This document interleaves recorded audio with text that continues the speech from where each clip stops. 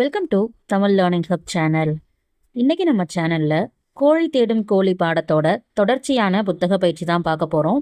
பக்க எண் 26லிருந்து 30 வரைக்கும் இருக்கிற புத்தக பயிற்சிகள் தான் இன்னைக்கு பார்க்க போகிறோம். கேட்டு விடை கூறுக. காற்றில் மனம். பத்தியோட தலைப்பு காற்றில் மனம். மாறனின் குரல் கேட்டு விரைந்து வந்தார் அம்மா. விமலாவும் மாறனும் ஒரு பொம்மைக்காக சண்டை போட்டு கொண்டிருந்தனர். விமலா, தம்பியை அழ வைக்காதே, சேர்ந்து விளையாடுங்கள் என்று கூறிய அம்மா சமையலறைக்குள் ஓடினார். பின்னாலேயே ஓடிய விமலாவுக்கு ஏதோ ஒரு வேறுபட்ட மனம் வருவது தெரிந்தது. இது என்ன மனம் அம்மா என்று கேட்டாள் விமலா. பால் பொங்கி அடுப்பு அணைந்துள்ளது, அதனால் எரிவாயு கசிந்து கொண்டிருக்கிறது என சொல்லிக்கொண்டே எரிவாயுவை நிறுத்தினார் அம்மா. நம்ம எல்லாரோட வீட்லையுமே கேஸ் சிலிண்டர் இருக்கும். அந்த சிலிண்டர்லேருந்து வர்ற கேஸை தான் தமிழில் எரிவாயு அப்படின்னு சொல்கிறோம். உடனே விமலா மின்விசிறியை இயக்கச் சென்றாள். மின்விசிறி அப்படின்னா ஃபேன். வேண்டாம் விமலா, இப்போது மின் சாதனங்களை இயக்கக்கூடாது, அது விபத்தை ஏற்படுத்தும் என்றார் அம்மா. இந்த மாதிரி கேஸ் லீக் ஆகும்போது எந்த ஒரு மின் சாதனங்களையுமே எலக்ட்ரானிக் ஐட்டம்ஸையும் நம்ம ஆன் பண்ணக்கூடாது. ஃபேனு, லைட் இந்த மாதிரி எதையுமே ஆன் பண்ணக்கூடாது. அதுக்கு பதிலாக கதவு, ஜன்னல் இதெல்லாத்தையும் திறந்து விடணும். உடனடியாக கதவு, ஜன்னல்களை திறந்து விட்டார். அங்கிருந்து இருவரையும் வெளியே அழைத்து வந்தார். பதற்றம் இல்லாமல் எச்சரிக்கையுடன் செயல்பட்ட அம்மாவை அன்பாக பார்த்தாள் விமலா. அடுத்தது இப்போ நம்ம வாசித்த பத்தியிலிருந்து கேள்வி கேட்டிருக்காங்க. அதுக்கு சரியான விடையை எழுதணும். சரியான தொடர் எது? காரணம் கூறுக. விமலா எரிவாயு கசியும் போது ஏற்படும் மனத்தை இப்போதுதான் கண்டுபிடிக்க தெரிந்து கொண்டாள். ஆ, விமலா எரிவாயு கசியும் போது ஏற்படும் மனத்தை முன்னரே கண்டுபிடிக்க தெரிந்திருந்தாள். இதில் எது சரியான ஆன்சர்னா ஆ. நம்ம அதை சூஸ் பண்ணதுக்கான காரணம் நம்ம பத்தியிலேயே படித்தோம். விமலா இது என்ன மனம் அம்மா என்று கேட்டாள். அப்போது அந்த வார்த்தையே நமக்கு சொல்லுது அவ அப்போதான் அந்த வாசனையை, அந்த மனத்தை கண்டுபிடிக்க தெரிஞ்சுக்கிட்டா அப்படின்னு. அதுக்கு முன்னாடி வரைக்கும் அவளுக்கு அந்த மனம் தெரியாது. அதனால சரியான விடை ஆதான். அடுத்தது சிந்தித்து விடையளிக்க. இங்க 3 வாக்கியங்கள் கொடுத்துருக்காங்க. நான் ஒரு கோழி, இரையை கொத்தி தின்கிறேன், கூடை அருகில் இருக்கிறேன். 3 தொடர்களுக்கும் உரிய ஒரு படம் எது? இந்த 3 தொடருக்குமே உரிய ஒரே ஒரு படத்தை நம்ம இந்த கீழே இருக்கிற 3 படத்துல இருந்து சூஸ் பண்ணணும். இப்போ இந்த 3 வாக்கியங்களையும் கீழே இருக்கிற 3 படங்களோட ஒப்பிட்டு பார்ப்போம். நான் ஒரு கோழி, இதுல முதல்ல இருக்கிறது சேவல். அப்போ இந்த பாக்ஸ் வரவே வராது. அப்போது மீதம் இருக்கிற இந்த 2 பாக்ஸில் இருக்கிற படத்தை தான் நம்ம ஒப்பிட்டு பார்க்க போகிறோம். ரெண்டுமே கோழி தான். அடுத்தது இரையை கொத்தி தின்கிறேன். இதில் 2வது படத்தில் இருக்கிற கோழியும் இரையை கொத்தி தின்கிறது, 3வது படத்தில் இருக்கிற கோழியும் இரையை கொத்தி தின்கிறது. அப்போது இப்போவும் ரெண்டுமே இருக்குது. அடுத்த வாக்கியம் கூடை அருகில் இருக்கிறேன். இதில் 2வது படத்தில் இருக்கிறது கூடை இருக்குது, 3வது படத்தில் பூத்தொட்டி தான் இருக்குது, கூடை இல்லை.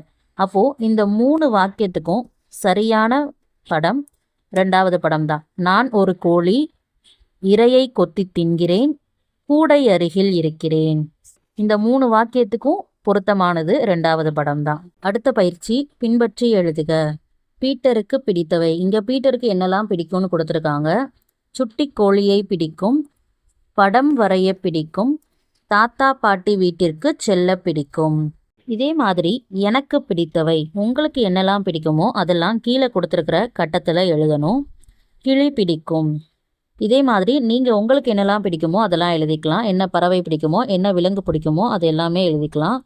எனக்கு குயில் பிடிக்கும், எனக்கு நாய் பிடிக்கும், எனக்கு பூனை பிடிக்கும். இந்த மாதிரி உங்களுக்கு எந்த விலங்கு பிடிக்குமோ அதை எழுதிக்கலாம். அடுத்தது பல்லாங்குழி விளையாட பிடிக்கும். இதுக்கு பதிலாக நீங்கள் உங்களுக்கு என்ன விளையாட்டு பிடிக்குமோ அதை போட்டுக்கலாம். எனக்கு மட்டைப்பந்து விளையாட பிடிக்கும், மட்டைப்பந்துனா கிரிக்கெட். எனக்கு கால்பந்து விளையாட பிடிக்கும். அந்த மாதிரி எது வேணுமோ எழுதிக்கலாம். அடுத்தது கதைகள் படிக்க பிடிக்கும். அடுத்தது எழுத்துகள் நமக்கு கொடுத்துருக்குறாங்க. தமிழை உயிரெழுத்துகள் மெய்யெழுத்துகள்னு பிரிப்போம். இதில் உயிரெழுத்துகள் மொத்தம் 12. உயிரெழுத்துகள் மொத்தம் 12. அ, ஆ, இ, ஈ, உ, ஊ, ஏ, ஏ, ஐ, ஓ, ஓ, ஔ. இதை குறில் எழுத்துகள், நெடில் எழுத்துகள் 2 வகையாக பிரிப்போம். குறில் எழுத்துகள் 5, நெடில் எழுத்துகள் 7. இந்த குறில் நெடில் எழுத்துக்களை எப்படி பிரிக்கிறோம்னா அதோட சவுண்டு வச்சு தான் பிரிக்கிறோம். அ, இ, உ, ஏ, ஓ இந்த மாதிரி குறுகி ஒலிக்கிறது எல்லாமே குறில் எழுத்துக்கள். அதுவே ஆ, இ, உ, ஏ, ஐ, ஓ, ஔ இந்த மாதிரி நீட்டி ஒலிக்கிறது எல்லாமே நெடில் எழுத்துக்கள். அடுத்தது வண்ணமிட்டு பெயர் எழுதுக. இங்கே கொடுத்துருக்காங்க நமக்கு ஒரு எக்ஸாம்பிள் 1.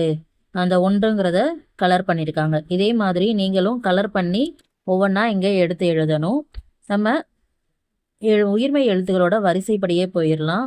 முதல்ல அ, அணில். அணிலை கலர் பண்ணணும். நீங்கள் கலர் பண்ணிட்டு தான் இங்கே எழுத ஆரம்பிக்கணும். ஆ, ஆடு. இ, இலை. ஈ, ஈச்சமரம். உ, உரல். ஊ, ஊஞ்சல். ஏ, எலி. ஏ, ஏணி. ஐ, 5. ஓ 1 கொடுத்துருக்காங்க, அதனால் நம்ம ஓ எழுத போகிறோம். ஓ, ஓணான். ஔ, ஔவையார்.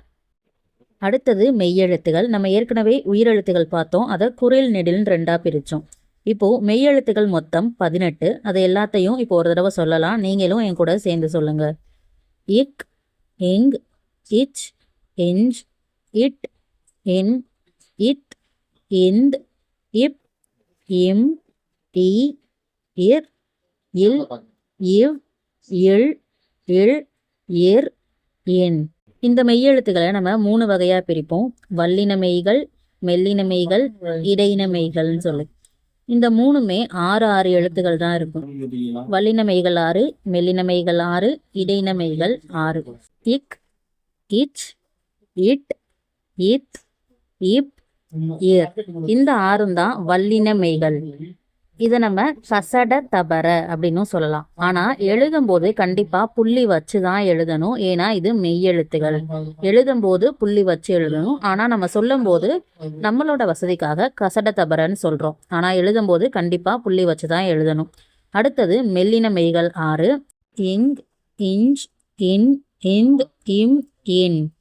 இதையும் நம்ம ஞங்கன நமன அப்படின்னு சொல்லலாம். ஞங்கன நமன.